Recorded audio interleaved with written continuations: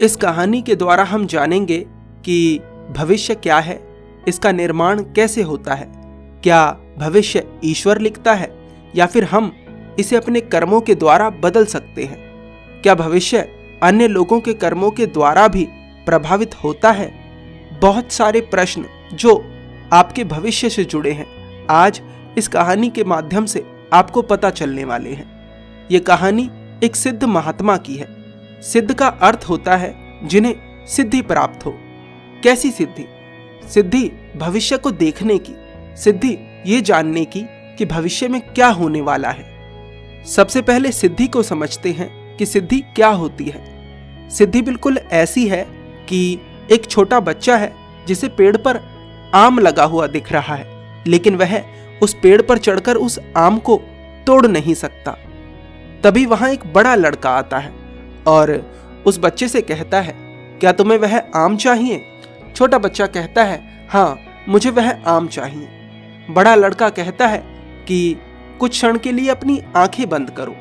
छोटा बच्चा अपनी आंखें बंद कर लेता है। बड़ा लड़का उस पेड़ पर चढ़ता है और उस आम को तोड़ लाता है। छोटा बच्चा उस आम को देखकर बहुत प्रसन्न होता है और कहता है, आपने तो यह चमत्कार कर दिया। सिद्धि भी बिल्कुल ऐसी ही होती है। हमें लगता है कि एक चमत्कार है, पर वास्तव में इस कला को कोई भी सीख सकता है। वह छोटा बच्चा भी कुछ समय बाद अभ्यास के द्वारा उस पेड़ पर चढ़ना सीख सकता था। तो वे महात्मा एक सिद्ध पुरुष थे जो भविष्य को देखना जानते थे। उन महात्मा की कुटिया एक जंगल में थी और जंगल के चारों तरफ बहुत सारे गांव थे। जिसको भी अपना भविष्य जानना होता था वह जंगल में उनके पास जाता था। एक बार एक लड़का उनके पास अपना भविष्य जानने आता है और कुछ प्रश्न करता है कि क्या मेरा भविष्य पहले से तय है? क्या इसे ईश्वर ने लिखा है या फिर मैं खुद अपने कर्मों के द्वारा अपने भविष्य को बदल सकता हूं? और मैंने सुना है कि लोगों के कर्म भी मेरे भविष्य को प्रभावित कर सकते हैं। कृपा कर मेरी इस जिज्ञासा का समाधान करें। वे सिद्ध महात्मा उस लड़के से पूछते हैं, तुम कौन से रास्ते से आए हो? लड़का कहता है, मैं उसी रास्ते से आया हूं जिससे सब लोग आते हैं। महात्मा पूछते हैं, तुम्हें कितना पैदल चलना पड़ा? लड़का कहता है, लगभग 10 मील। उन महात्मा की कुटिया के पास एक पीपल का वृक्ष था जो कि बहुत ऊंचा था। वे महात्मा उस लड़के से कहते हैं, इस पीपल के वृक्ष की चोटी पर चढ़कर ये देखो कि तुम्हारा गांव कौन सी दिशा में है और उसकी दूरी यहां से कितनी होगी। वह लड़का उस पीपल के वृक्ष पर चढ़कर देखता है कि उसका गांव तो बहुत पास है और उस कुटिया से उसके गांव की दूरी बहुत ज्यादा नहीं है। लड़का उस पेड़ से नीचे उतरता है और उन महात्मा से कहता है कि मुझे लगता है कि आपकी कुटिया के सबसे पास मेरा ही गांव है, यहां से कुछ 2-3 मील दूर होगा। वे महात्मा उस लड़के से पूछते हैं, फिर तुम 10 मील का सफर तय कर कर क्यों आए हो? वह लड़का कहता है, क्योंकि मैं जानता ही नहीं था कि आपकी कुटिया मेरे गांव के इतना पास है और मेरे गांव से आपकी कुटिया तक आने का कोई रास्ता भी नहीं है, इसीलिए मुझे इतना लंबा सफर तय करना पड़ा। वे महात्मा कहते हैं, अब समझो कि तुम्हारे भाग्य का निर्माण कैसे होता है। 100 में से 99% लोग वही करते हैं जो ज्यादातर लोग करते हैं, यानी 10 मील का रास्ता तय करते हैं। लेकिन कुछ चतुर व्यक्ति 10 मील के रास्ते को 2 या 3 मील का रास्ता बना लेते हैं, पर उसके लिए उन्हें कर्म करना पड़ता है। तो अगर तुम अपने जीवन में आसानी चाहते हो तो फिर तुम्हारे भविष्य को लोग प्रभावित करेंगे, और अगर तुमने अपने जीवन को चुनौतीपूर्ण बना लिया तो फिर तुम्हारे भविष्य को तुम्हारा कर्म प्रभावित करेगा। यानी जो 10 मील का रास्ता है वह भी 2 या 3 मील का हो सकता है, पर उसके लिए तुम्हें अपने जीवन को चुनौतीपूर्ण बनाना होगा। अब 2 या 3 मील का जो रास्ता है वो रास्ता बना हुआ नहीं है, वह तुम्हें खुद बनाना होगा। उसमें पहाड़ भी आ सकता है उसमें नदी या झरने भी आ सकते हैं, उसमें जंगली जानवर भी आ सकते हैं।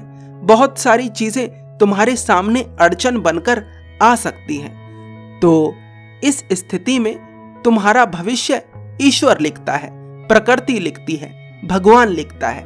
मान लो 2 या 3 मील का जो रास्ता है, अगर तुम उसे बनाने का प्रयास करते हो तो फिर रास्ते में कुछ अड़चनें आना निश्चित है, और वे अड़चनें या फिर सुविधाएं ईश्वर या प्रकृति के द्वारा तुम्हें दी गई हैं और उनका तुम्हें सामना करना पड़ेगा।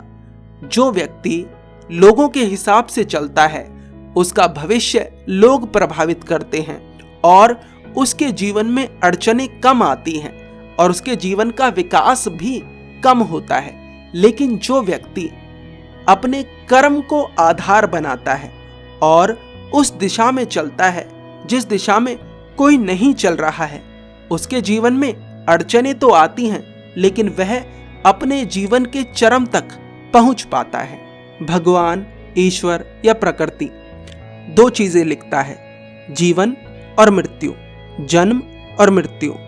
इसके बीच में जो कुछ भी होता है, सुख या दुख, वो तुम्हारे कर्मों पर आधारित है और समाज पर आधारित है, जिसके हिसाब से मनुष्य जाने या अनजाने चलने लगता है।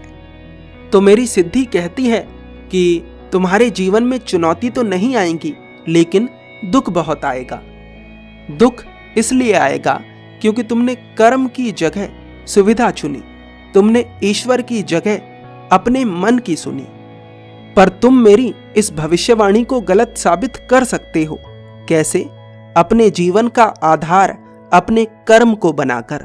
तुमने सुना होगा कि व्यक्ति थोड़ा करता है और उसे भगवान बहुत ज्यादा देता है, और कोई व्यक्ति बहुत ज्यादा करता है फिर भी उसे बहुत थोड़ा मिलता है। तो जब बहुत ज्यादा करने पर भी बहुत थोड़ा मिले तो समझ जाना कि वो चुनौती का समय है, और उस समय तुम्हारे पास 2 विकल्प होते हैं, या तो तुम कर्म करते रहो या फिर वही रास्ता चुन लो जो ज्यादातर लोग चुनते हैं, जो मन की सुनते हैं। जन्म और मृत्यु के बीच ईश्वर ने तुम्हें स्वतंत्रता दी है, और स्वतंत्रता के साथ साथ वह तुम्हारा साथ भी देता है अगर तुम्हारे भीतर कर्म करने की क्षमता है तो।